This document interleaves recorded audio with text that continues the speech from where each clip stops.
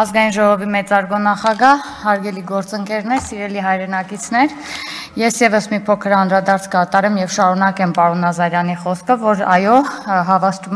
վստահեցնում եմ, որ իրենից առաջ ելույթ ունեցող ընդդիմադիրների խոսքը ոչ այլ ինչ էր, քան չարության եւ ատելության դրսեւորում, եւ միանգամից անցնեմ իմ հիմնական խոսքին,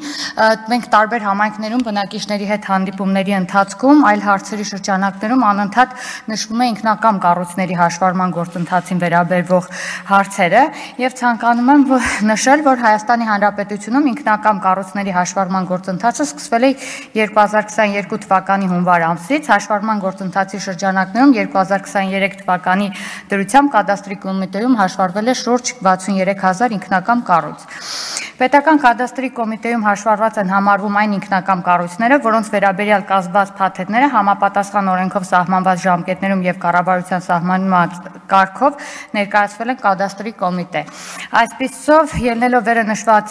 նշվածից սահմանվել են ինքնակամ կառույցների հաշվառման ժամկետները։ 2021 թվականի հունվարի 1-ից մինչև տվյալ օրենքի ուժի մեջ մտնելու պահը կառուցված ինքնակամ կառույցների դեպքում կառավարության որոշման ուժի մեջ մտնելուց հետո երկամսյա ժամկետ, մինչև 2021 թվականի հունվարի 1-ը Երևան քաղաքի վարչական սահմաններում կառուցված ինքնակամ կառույցների դեպքում մինչև 2023 թվականի հունվարի 1-ը, մինչև 2021 թվականի հունվարի 1-ը քաղաքային բնակավայրեր ընդգրկող համայնքների վարչական սահմաններում կառուցված ինքնակամ կառույցների դեպքում մինչև 2024 թվականի հունվարի 1-ը եւ մինչև 2021 թվականի հունվարի 1-ը բացառապես գյուղական բնակավայրերից բաղկացած համայնքների վարչական սահմաններում կառուցված ինքնակամ կառույցների դեպքում մինչև 2025 թվականի հունվարի 1-ն է։